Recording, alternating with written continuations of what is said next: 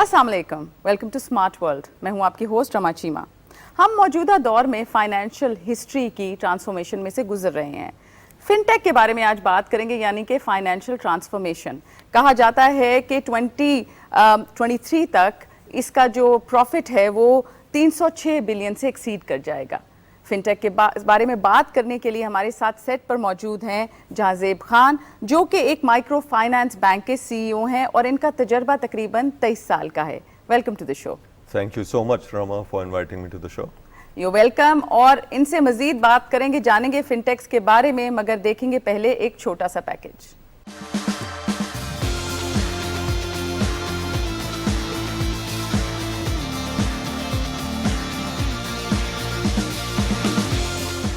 जदीद टेक्नोलॉजी के इस्तेमाल से मालियाती ट्रांजैक्शन और सर्विसेज को ऑटोमेट करने का नाम फिनटेक है। अब फाइनेंस इंडस्ट्री में आर्टिफिशियल इंटेलिजेंस को इस्तेमाल करके कंज्यूमर के स्पेंडिंग पैटर्न्स और इन्वेस्टमेंट रिस्क्स का तखमीना लगाया जा सकता है। ब्लॉकचेन के जरिए महफूज रियल टाइम ट्रांजैक्शंस को यकीनी बनाया जाता है। डेटा साइंस और एप्लीकेशन सिस्टम्स की बदौलत बैंकों की लंबी कागजी कार्रवाई खत्म हो रही है। फिनटेक दुनिया में सबसे ज्यादा तेजी से तरक्की करने वाले सेक्टर्स में से एक है, जिसकी वजह से mobile banking, investment, loan, saving और इंश्योरेंस के प्रोसेसेस में रोज बरोज जिद्दत देखने में आ रही है। जी व्यूअर्स, आपने पैकेज देखा और मैं तो हैरान हूं कि क्या क्या टेक्नोलॉजी इस्तेमाल की जा रही है इस इकोसिस्टम में। जहाजेब साहब, जब भी कोई नई चीज़ आती है ना तो उसको रेजिस्टेंस का सामना होता है। जो आपके पुराने लोग होते हैं वो ना सीखना चाहते हैं और उनको लगता है कि जी ऐसे ही बात हो रही है, हमें तंग करने की कोशिश की जा रही है। तो जो फिनटेक रेवोल्यूशन है वो ट्रेडिशनल बैंकर्स के लिए अपॉर्चुनिटी है या चैलेंज? हाँ जी रमा, मेरे नज़दीक ये एक बहुत बड़ी अपॉर्चुनिटी है, जिस तरह के आपने नंबर्स में भी देखा। और इसमें ट्रेडिशनल बैंकर्स को इसको इसी तरह लेके चलना चाहिए कि इसको यूटिलाइज करें टुवर्ड्स ऑटोमेशन और डिजिटल बैंकिंग की तरफ। और इससे बैंक के भी फ़वायद हैं और कस्टमर्स के लिए भी बहुत ज़्यादा एडवांटेजेस हैं। मगर क्या रेजिस्टेंस आती है इसमें? जी, रेजिस्टेंस टू एनी चेंज ये नेचुरल ह्यूमन साइकी है कि रेजिस्टेंस आती है टू चेंज। पर जैसे कि हम कहते हैं कुछ ऑर्गेनाइजेशंस में कि चेंज इज कांस्टेंट, तो आप अगर चेंज के साथ इवॉल्व नहीं करेंगे, तो मैं आपको कुछ इंडस्ट्री की एग्जांपल्स देता हूं। जिस तरह ब्लॉकबस्टर के साथ हुआ अमेरिका में, जो कि एक मीडिया, हाँ जी, वीडियो कैसेट्स बनाते थे, वो बिल्कुल एलिमिनेट हो गई और नेटफ्लिक्स जिससे पूरी दुनिया जिसको जानती है, नेटफ्लिक्स टुक ओवर और ब्लॉकबस्टर खत्म हो गई। इसी तरह अगर बैंक्स ने और इनकम्बेंट ऑर्गेनाइजेशंस ने फिनटेक को अडॉप्ट ना किया तो उनके साथ भी इन द लॉन्गर टर्म यही रिस्क है कि वो भी उनका market share Aahista Aahista decrease होता जाएगा। मैं आपको एक और नंबर की एग्जांपल देता हूं, जिससे पाकिस्तान में स्पेसिफिकली पता चलता है कि ये किस तरह ग्रो हो रहा है। कुछ इंस्टीट्यूशंस और ऑर्गेनाइजेशंस यूटिलाइज कर रही फिनटेक को। पिछले साल Q1 में टोटल इंटरनेट बैंकिंग के यूजर्स थे 9 मिलियन और इस साल Q1 में 11 मिलियन इंटरनेट बैंकिंग के यूजर्स हैं। क्या इसमें हम ये कह सकते हैं कि कोविड की वजह से, देखिए हम सारे घरों में बंद थे, रिमोट वर्क कर रहे थे, तो उसका भी एक अच्छा असर पड़ा है फाइनेंशियल बैंकिंग पे? हाँ जी, उसका एक्सेलरेशन जो हुई है और रियलाइजेशन हुई है कोविड की वजह से कि क्या क्या पॉसिबिलिटीज हैं, जो कि कस्टमर तक घर बैठे वो बैंकारी कर सकता है 24 घंटे, जो कि पहले रियलाइजेशन नहीं थी। और फिर कुछ बैंक्स और इंस्टीट्यूशंस ने भी उसको एक्सेलरेट किया और वो यूज केसेस लेके आए कस्टमर्स के लिए कि जो कि वो घर बैठे बैंकारी कर सकते थे, जो कि वो पहले नहीं कर सकते थे। और अच्छा, मुझे ये बताएं, जब आप ये कहते हैं कि घर बैठे बैंकारी करें, कुछ ऐसे भी बैंकिंग सिस्टम में इंक्लूड होंगे जो आप भी सरप्राइज्ड हो गए होंगे कि मुझे तो लगता था इनके लिए इस टेक्नोलॉजी में आना मुश्किल है। कोई ऐसा था? अमूमन कहा जाता है कि जो आपके बुजुर्ग होते हैं वो रेजिस्टेंट होते हैं, क्या आपने ये देखा? जी, ये चेंज जो है, ये आप बिल्कुल ठीक कह रही हैं कि यूथ के लिए अडॉप्ट करना आसान होता है। They're indigenous to technology. Exactly. और पाकिस्तान में बाय द वे 64% जो पॉपुलेशन है, 64% वो यूथ की है, जिससे कि ये एक अपॉर्चुनिटी इवन मल्टीप्लाई हो जाती है पाकिस्तान के लिए। आप बिल्कुल ठीक कह रही हैं कि अगर आप रूरल एरियाज में चले जाएं, उधर हम एक वर्ड यूज करते हैं टच टेक, कि आपको एक अभी फ़िलहाल एक combination of tech and touch मुयस्सर करना पड़ता है अपने कस्टमर्स के लिए, क्योंकि अभी फिनटेक की लिटरेसी रेट पाकिस्तान में, डिजिटल लिटरेसी बड़ी लो वो वैसे डिजिटल लिटरेसी और उसकी Exactly. फिर इंटरनेट की पेनिट्रेशन पे भी तो कुछ सवालिया निशान है। एग्जैक्टली अभी फ़िलहाल वो इतनी कम है कि इसलिए पहली दफ़ा हमें कस्टमर को सिखाना पड़ता है, और उस वजह आप से उसकी ट्रेनिंग भी दे रहे होते हैं एग्जैक्टली साथ-साथ। हम हमारा इंस्टीट्यूशन भी और कुछ बाकी इंस्टीट्यूशंस भी पहले कस्टमर को टीच करते हैं कि क्या क्या चीज़ें वो इस्तेमाल कर सकते हैं। मगर जाज़ेब, अगर आप टीच कर रहे हैं तो सिंप्लीफाइड क्या है? क्या आप उनके हाथ में एंड्रॉयड पकड़ा देते हैं या टैब्स पकड़ाते हैं और आप उनको फेमिलियराइज करते हैं कि ये ऐसे चलेगा या इस तरह हाथ लगाओ, क्या होता हाँ है? जी, काफ़ी उसके डिफरेंट चीज़ें हम करते हैं। सबसे पहले तो जी हमारी अपनी ऐप है। ये अफवाज पाकिस्तान हमारी है और वो मुल्क के तहफ़्फ़ुज़ के लिए हमारे इदारे जो इस वक्त काम कर रहे हैं और पाकिस्तान को लेकर आगे बढ़ रहे हैं, हमें चाहिए कि हम उनको आज सलाम पेश करें और मोहब्बतों के इस पैगाम को लेकर आगे बढ़ें। वो यासीन मलिक जिस पर झूठे इल्ज़ाम लगाए गए, मकबूजा कश्मीर में हुर्रियत रहनुमा, आज उसको 2 दफ़ा उम्र कैद सजा दी गई है। हम आज के इस प्लेटफार्म से, पेशावर से, इंटरफेथ कॉन्फ्रेंस से, इस बैनुल मज़ाहिब के इस प्लेटफार्म से उसकी भी मज़म्मत करते हैं कि जो फैसला दिया गया है इस फैसले को वापस लिया जाए और उनको अपनी आज़ादी के लिए जो जद्दोजहद है, जो लेकर आगे वो बढ़ रहे हैं, उनको बढ़ने का हक दिया जाए। तो मैंने शायद थोड़ा टाइम ज़्यादा ले लिया है। आए हम एक कौम बने। आज हुकूमत, अफवाज, आवाम मिलकर इस पाकिस्तान को लेकर आगे बढ़े। ये मेरा पाकिस्तान है, ये आपका पाकिस्तान है।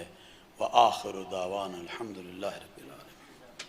चेयरमैन रूत हलाल कमेटी सईद अब्दुल खबीर आज़ाद कौमी बैनुल मज़ाहिब अमन कॉन्फ्रेंस से खिताब कर रहे थे। उन्होंने कहा कि आए एक कौम बने, इस मुल्क को आगे लेकर चले, ये हम सब का पाकिस्तान है। यासीन मलिक को झूठे इल्ज़ामात पर सज़ा दी गई।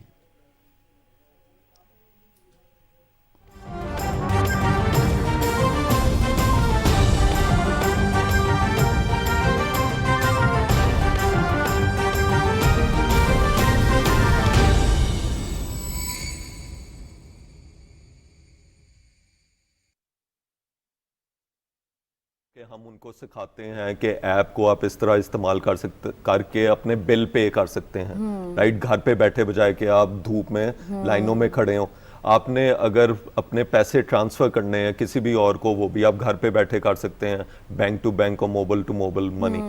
इसके अलावा हम काफ़ी सेशंस करते हैं जिसमें हम टीच करते हैं ख़वातीन को भी। अंडर 10% उनकी पार्टिसिपेशन है। अच्छा, मगर इधर से एक रिसर्च में मैंने ये भी पढ़ा था कि ख़वातीन को ये लगता है कि बैंक हमारा पैसा लेके भाग जाएंगे।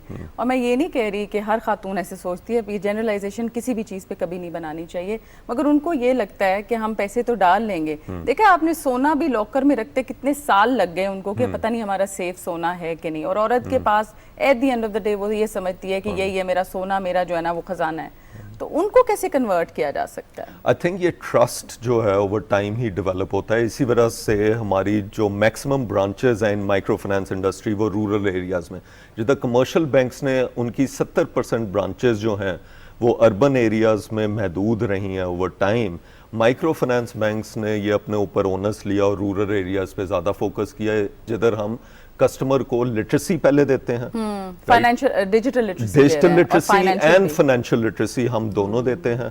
उसके बाद हम आहिस्ता आहिस्ता उनको डिजिटल की तरफ लेके जाते हैं। इस वजह से हमारी अभी ऑपरेटिंग कॉस्ट हाई हैं सारे माइक्रो फाइनेंस बैंक्स की, क्योंकि हम रूरल एरियाज में हमें ये स्पेंडिंग करने पड़ते हैं, हमारे ज्यादा feet on the ground infrastructure develop करना है। ओवर टाइम हम इनको डिजिटाइज करके ऐसा ऐसा प्रोसेसेस हमने अपने फील्ड ऑफिसर्स के लिए भी, बजाय कि वो बैंक में बुला के उनकी पेपर पे सारी करें उनकी इंफॉर्मेशन लें, हमने टैबलेट्स मुयस्सर कर दी हैं अपनी फील्ड ऑफिसर्स को, जो कि हमारे कस्टमर्स के घर पे या उनके दुकानों पे जाके उनकी इंफॉर्मेशन वहीं टैबलेट पे लेके वो सीधी हमारे हेड ऑफिस में आ जाती है processing. And that's the beauty of technology right here. एक सवाल पूछूंगी आपसे, और ये थोड़ा सा डाइग्रेस भी मैं कर रही हूँ। अक्सर ये कहा जाता है, कहते हैं कि जॉइंट अकाउंट आप ना करें। डू यू थिंक कि ये अपना अपना अकाउंट ज़रूरी है, मतलब specially for women who are earning? I think मेरा बिकॉज ट्रेंड आपने क्या देखा हुआ? हाँ जी, मेरा आप बिल्कुल ठीक कह रही हैं कि ज़्यादातर पहली दफ़ा ख़वातीन जब अपने हस्बैंड्स या भाइयों के साथ आती हैं वो जॉइंट अकाउंट खुलवाती हैं क्योंकि उन्हें थोड़ा सा सिक्योरिटी महसूस होती है। मैं इनकरेज करूँगा सब ख़वातीन को कि आप अब अपना इंडिविजुअल अकाउंट खुलवाएं। बिल्कुल। आपको उसमें कॉन्फिडेंस ऐसा बढ़ेगा कि जो आपने जॉइंट अकाउंट में आपको सहूलियात हैं वही आपको इंडिविजुअली भी मैसर है। ये जो परसेप्शन है बैंक्स के बारे में कि कहीं कोई गलत काम होता है, मैं आपको गारंटी देता हूँ कि पाकिस्तान में रेगुलेटरी अथॉरिटी काफ़ी स्ट्रॉन्ग है, हम पे भी और बाकी बैंक्स पे भी, और ये हमारी एक फिडुशरी रिस्पॉन्सिबिलिटी होती है एज और एम्प्लॉइज। कभी-कभी इससे बिजनेस में चैलेंजेस भी आ जाते होंगे कि रेगुलेशन शायद इतने सख्त हैं या स्ट्रिंजेंट हैं। ये जी देखें, ये एक तो हमने अपने कस्टमर्स का हम सिक्योरिटी हमने रखी हुई है, तो ये बहुत बड़ी रिस्पॉन्सिबिलिटी है, ठीक है। और रेगुलेटर ने ओवर टाइम, हमारा रेगुलेटर काफ़ी प्रोग्रेसिव एटीट्यूड दिखा रहा है और डिजिटाइजेशन की तरफ उन्होंने पॉलिसी मेकिंग की काफ़ी अच्छे इक़दामात उठाए हैं, जिसमें एक डिजिटल ऑनबोर्डिंग जो कि आप घर बैठे अपना अकाउंट खुलवा सकते हैं कि अपने हमारे बैंक के वेबसाइट पे जाके भी या किसी और बैंक के वेबसाइट पे आप घर बैठे अपनी इंफॉर्मेशन एंटर करें और आपका अकाउंट घर बैठे खुल जाएगा, जिसको हम डिजिटल ऑनबोर्डिंग कहते हैं। और ये तो बहुत बड़ी एक कहते हैं इनिशिएटिव है, क्योंकि बहुत से लोग ये भी कहते हैं कि हमारे लिए आना जाना मुश्किल है, मोबिलिटी कईयों की बीमार होते हैं वो नहीं आ जा सकते, तो ये तो बहुत बड़ा इकदाम है। हाँ जी, इसलिए ये ज़रूरी है कि इन चीज़ों का हम ज़्यादा से ज़्यादा लोगों तक पहुंचा सकें कि ये भी उतना ही ट्रस्टवर्दी एवेन्यू है डिजिटल, जितना कि आपने बैंक में जाके खुद कागज़ पे इंफॉर्मेशन देनी है। आप अब आहिस्ता आहिस्ता आप हमारे वेबसाइट पे जाएं, आप उस पे इंफॉर्मेशन इनपुट करें और अगर हमारा कोई सवाल होगा, हमारा कॉल सेंटर आपको खुद सवाल कॉल करके उसको गाइड करेगा और अगर आने की आपको बैंक में ज़रूरत होगी तो आपको बुलाएंगे भी। पर आप अभी ये फैसिलिटी स्टेट बैंक ने दी है, ये प्रोग्रेसिव है और आहिस्ता आहिस्ता आप देखेंगे कि ये इसकी adoption specially amongst youth Aahista Aahista बढ़ती जाएगी। और हम हमेशा ये कहते हैं कि पता नहीं, कुछ पॉसिबल ही नहीं है, ये तो हो ही नहीं सकेगा, तो प्लीज़ ये जो हम बात भी इस शो पे करते हैं वो आपकी अवेयरनेस के लिए भी होती है, तो आपको ये यकीन आए और ये एहसास हो कि एवरीथिंग इज़ पॉसिबल। और इसी तरह मैं बात करूंगी कि जो माइक्रो बिजनेसेस हैं, आपने देखा पिछले 10 साल में हमने बहुत एक्सेलरेशन देखी, औरतें भी घर से काम कर रही हैं, माइक्रो बिजनेसेस हैं, मर्द हजरात भी घर से काम कर रहे हैं, माइक्रो बिजनेसेस हैं उनके, तो उसमें आप क्या देखते हैं कि फिनटेक्स का क्या रोल है? इसमें जी एक बहुत बड़ा रोल है और अपॉर्चुनिटी है, और मैं इस तरह से रोल कह रहा हूँ क्योंकि ये एक बहुत बड़ी अपॉर्चुनिटी इस वक्त टोटल लेंडिंग जो हम बैंक्स के थ्रू करते हैं उसमें सिर्फ 6% या 7% जो है वो जाता है माइक्रो एसएमई की लेंडिंग की तरफ, और इसमें स्मॉल मीडियम एग्जैक्टली, और इसमें अपॉर्चुनिटी इतनी ज़्यादा है जिससे हम अब फिनटेक को यूटिलाइज करके बाकी कंट्रीज में जो हो रहा है उसे लर्न भी कर सकते हैं और उन टेक्नोलॉजीज को अडॉप्ट भी कर सकते हैं। किसी और मतलब इस रीजन में किसी और मुल्क ने भी इस तरह की कोई पॉलिसी अडॉप्ट की है? हाँ जी, मैं आपको एक एग्जांपल देता हूँ। जिस तरह के मैंने एक इंस्टीट्यूशन माई बैंक है चाइना में, उनको मैंने काफ़ी क्लोजली ऑब्जर्व किया और उनका मंत्रा है जी कि 310 कि कोई भी एसएमई 3 मिनट के अंदर अंदर एप्लीकेशन अपनी भर सकता, 1 मिनट के अंदर उसका डिसीजन होगा विद 0 ह्यूमन टच, और उसके 45 मिलियन माइक्रो एसएमईज उसके कस्टमर्स हैं चाइना में। तो आप सोचें अपॉर्चुनिटी कितनी ज्यादा है पाकिस्तान में। इसी तरह जब मैं, और आप बिल्कुल सही कह रहे हैं, अक्सर औकात हम एक चीज इसलिए नहीं करते, हम कहते हैं अच्छा इसकी तो एप्लीकेशन ही इतनी लेंथी होगी, कोई साथ बैठे तो फिल करवा दे, बैंक जाना पड़ेगा, और इससे तो वाकई इतना एफिशिएंट हो जाएगा, इतना आसान हो जाएगा कि बहुत से लोग इसको इस्तेमाल कर सकेंगे। आप बिल्कुल ठीक कह रही हैं। इसी तरीके से कुछ साल पहले मैंने एक प्रोडक्ट लॉन्च की थी जो कि अब बाकी बैंक्स ने भी अडॉप्ट करनी शुरू कर दी है, और उसमें हमारा स्टेट बैंक ने काफ़ी साथ दिया। इसी तरह हमने बाकी डिजिटल प्रोडक्ट्स पे भी काम किया, एफएमसीजीज के साथ उनके डेटा की बेसिस पे हमने लेंडिंग करनी शुरू की एसएमईज के, और इसी तरह जिस तरह ज़्यादा फिनटेक्स इकोसिस्टम में आ रही हैं और वो डिजिटाइज कर रही हैं पेमेंट ट्रांजैक्शंस को, उसकी बेसिस पे हम लर्न कर सकते हैं और उसकी बेसिस पे हम लेंड कर सकते हैं उस स्मॉल बिजनेस को कि वो एक्सपैंड कर सके, वो ज़्यादा एम्प्लॉयज़ रख सके और वो ज़्यादा ग्रोथ दिखा सके अपने बिजनेसेस के लिए, और उससे ना सिर्फ उस बिजनेस ओनर को फ़ायदा होगा बल्कि पाकिस्तान में फ़ायदा होगा क्योंकि ज़्यादा से ज़्यादा नौकरियां क्रिएट होंगी। बिल्कुल आप सही कह रहे हैं जाज़िब, मगर इधर एक मेरा फीडबैक ये भी है कि हमें ये लगता है कि जो लेंडर्स होते हैं, चाहे वो कोई ऐसा इदारा हो जो कि बाहर से पैसा ले रहा हो और फिर इधर बिजनेस मुस्तहकम करे, या बिजनेसेस, उनमें एम्पैथी नहीं होती। उनकी जो पॉलिसी भी होती है कई दफ़ा इतनी सख्त है। आपने खुद देखा कोविड ने हमारे लिए बहुत से चैलेंजेस हमारे सामने ले आया। बहुत से जो बिजनेसेस थे वो बिल्कुल बंद हो गए। ऑब्वियसली लोग बाहर नहीं जा रहे थे, स्पेंडिंग नहीं हो रही थी, हेल्थ पे स्पेंडिंग ज़्यादा हुई। इस हवाले से क्या बेहतर पॉलिसीज आ सकती हैं कि ये मसला है ये किसी को दरपेश ना आए? मैं नहीं कहती कि सिर्फ बिजनेस ओनर्स का फ़ायदा हो, obviously it has to win win situation दोनों की होनी चाहिए, पर क्या ये चेंजेस आए हैं? कोविड के दौरान काफ़ी बिजनेसेस को काफ़ी मेजर इम्पैक्ट आए और उस सिलसिले में कुछ हमने इक़दाम उठाए, कुछ रेगुलेटर ने उठाए जिसमें हमने उनको रिलैक्सेशन तौसी दे दी, कुछ डिफर कर दिए कुछ लोन्स ताकि वो टाइमली पे कर सकें। और ये ज़रूरी है सारे कस्टमर्स के लिए कि जिन जिन को डिफर और रीस्केड्यूल किया गया बैंक्स ने कि ये उन्हें वैसे दे दिया फिर बाद में पैसा, और यही एक चैलेंज है कि ये उनके लिए ज़रूरी है समझना कि ये उनकी क्रेडिट हिस्ट्री के लिए इस्टेब्लिश होने के लिए, क्योंकि बैंक्स आगे उसी सूरत में लोन देंगे जब उनकी क्रेडिट हिस्ट्री इस्टेब्लिश होगी, जब वो पहला लोन वापस करेंगे बैंक को और अगला दे सकेंगे। इसके अलावा रिसेंटली स्टेट बैंक ने काफ़ी इक़दाम उठाए हैं माइक्रो स्मॉल बिजनेसेस को लोन देने की तौसी करने के लिए, ताकि बैंक्स उन एरियाज़ को इनकरेज करें लैंडिंग में जो कि पहले ज़्यादा नहीं होते थे। उसमें भी उन्होंने कुछ प्रोविजंस दी हैं। सोशल एंटरप्रेन्योरशिप को मिल रहे हैं। सोशल देखें जी, काफ़ी अदर इंस्टीट्यूशंस हैं जो कि फॉर प्रॉफिट भी होते हैं पर उनका सोशल मॉनिटरिंग भी होता है और हम अपना मॉनिटर कर रहे होते हैं। एंड वर्ल्ड वाइड ये चेंज देखा जा रहा है कि पुराने मॉडल से शिफ्ट हो रहे हैं। एग्जैक्टली, और वो इंस्टीट्यूशंस कामयाब हो रहे हैं और कस्टमर्स भी उनको बेहतर देख रहे हैं, उनको मार्केट्स भी ज़्यादा बेहतर देखती हैं जो कि सोशल इम्पैक्ट को देखते हैं। और हमने नोट किया है कि हम जो एक लोन देते हैं अब माइक्रो स्मॉल बिजनेसेस से, उससे कम से कम 3 नौकरियां क्रिएट होती हैं, 3 जॉब्स। तो अगर हमने मिलियन लोन्स दिए हैं तो उससे हमने कम से कम पाकिस्तान में सिर्फ हमारे इंस्टीट्यूशन ने 3 मिलियन जॉब्स क्रिएट की हैं।